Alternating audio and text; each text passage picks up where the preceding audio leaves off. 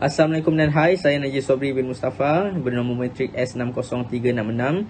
Baiklah, hari ini saya akan menentangkan tentang latar tempat, masyarakat, plot cerita, teknik penceritaan dan juga watak perwatakan dan juga ringkasan berkenaan dengan cerpen yang bertajuk Pertaruhan Lautan Kehidupan.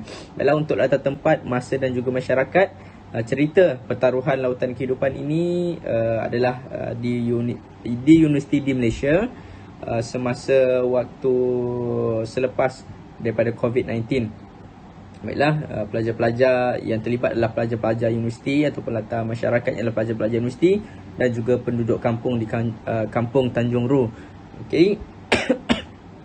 Baiklah, seterusnya untuk watak dan juga perwatakan, watak utama bagi kisah ataupun cerpen ini adalah seorang pelajar yang bernama Amir, seorang yang bermotivasi, seorang gigih mencari pendapatan, membantu keluarganya yang susah dengan membantu membuat bot sewaktu SPM dan selepas SPM menjalankan menjalankan perniagaan.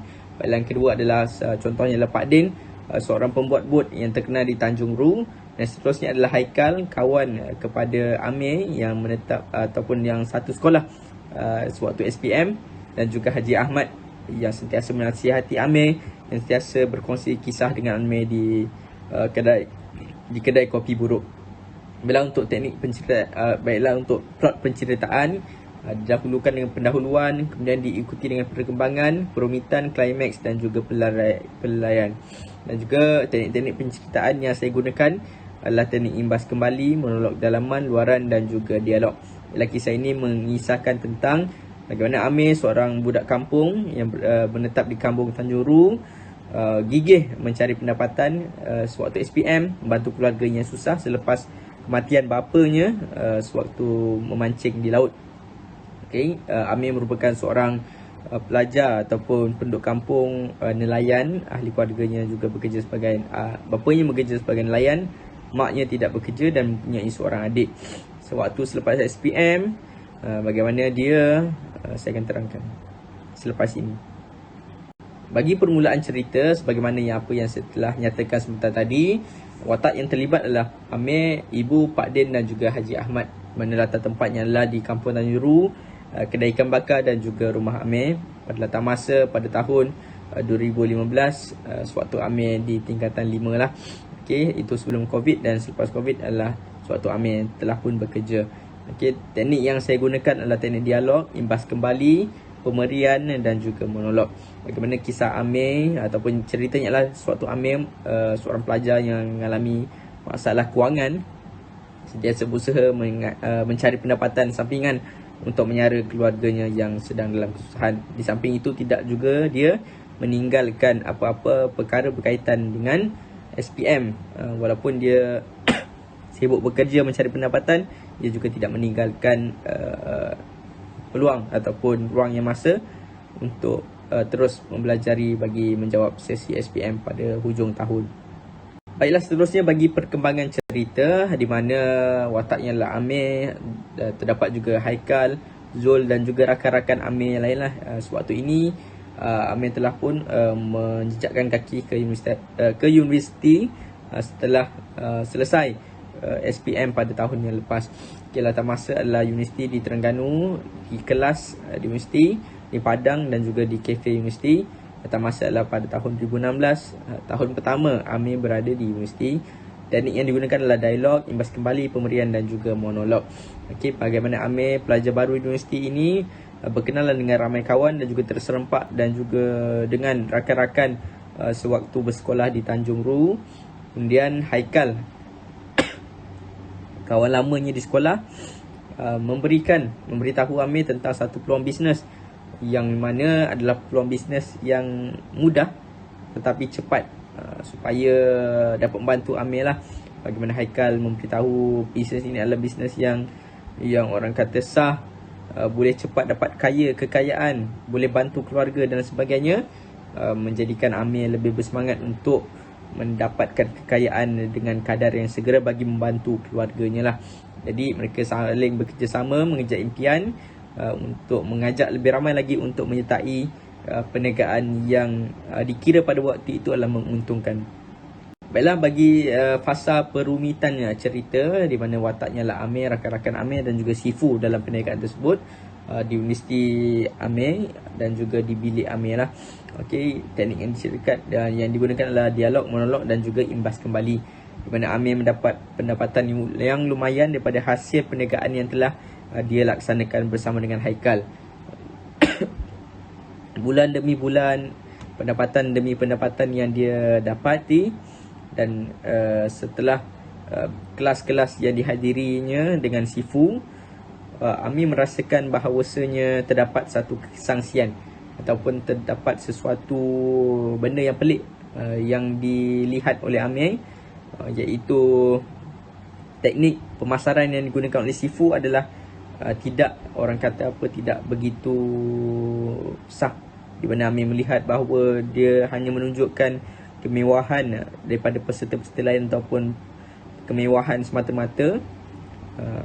Sifu mengajarkan Amir dan juga Haikal untuk share kejayaan daripada ahli-ahli yang lain sahaja tanpa merujuk ataupun memberikan result yang sebenar. Amir merasakan bahawasanya itu mungkin adalah scam, sebab orang itu adalah orang yang dia tidak kenali, dan juga Amir merasakan risau tentang perniagaan yang dia jalankan, kerana sebelum Amir menyertai ini, Amir tidak melakukan satu penyelidikan yang secara menyeluruh, hanya daripada ikutan daripada Haikal menyebabkan Amir ingin menyertainya.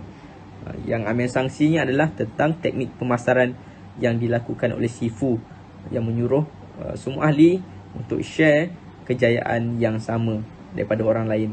Kereta mewah, duit bertimbun-timbun dan sebagainya. Dan juga di klimaks cerita, bagaimana wataknya Amir, rakan-rakan Amir, adik ibu dan juga adiknya di bilik Amir, datangnya bilik Amir dan juga hospital.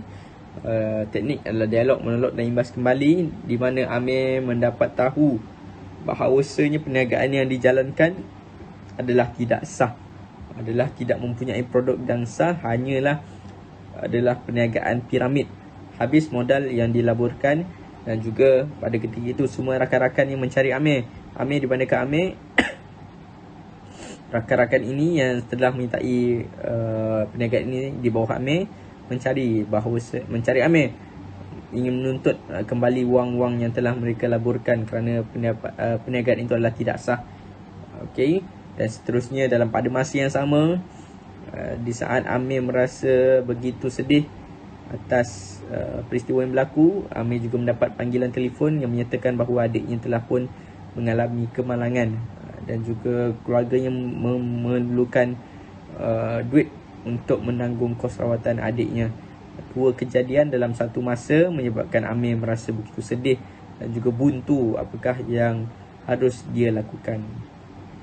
Baiklah, di fasa pelarian ataupun di akhir cerita, di mana watak Amir, Haji Ahmad dan juga majikan Amir, suatu ini dalam tempoh masa 1 ke 5 tahun setelah Amir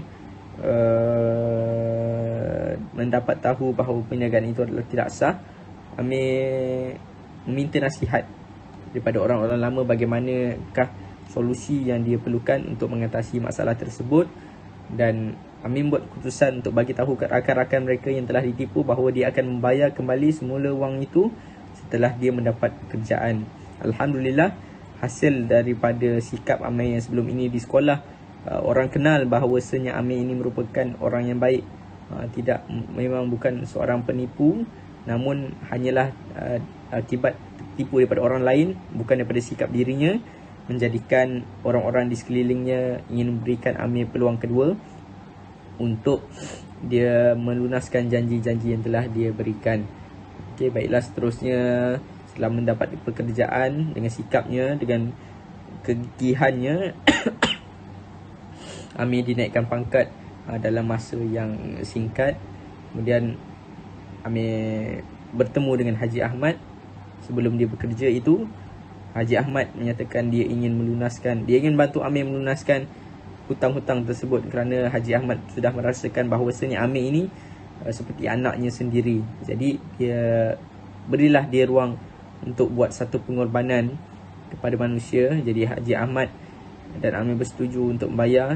Jadi Haji Ahmad dengan penuh kasih sayang berikan wang untuk membayar semula wang-wang yang telah modal yang telah diberikan daripada ahli-ahli yang telah menyertai di bawah Amir.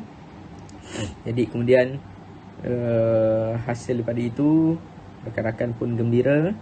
Jadi namun sikap Amir yang terus ingin menebus kembali kesalahan menjadikan Amir lebih bersemangat untuk bekerja, dan hasil naik pangkat dan pengalaman yang Amir perolehi, dia balik semula ke kampung untuk membina syarikatnya sendiri hasil daripada tunjuk ajar daripada majikan Amir.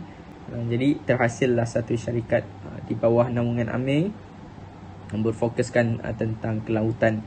Jadi kesimpulan daripada kisah ini adalah seorang itu perlulah mendapat kekayaan ataupun mengejar kekayaan dan kejayaan dengan cara yang sah, dan juga tidak perlulah percaya ataupun tidak boleh untuk kita percaya dengan kejayaan dalam masa yang singkat tanpa sebarang usaha yang betul-betul kuat.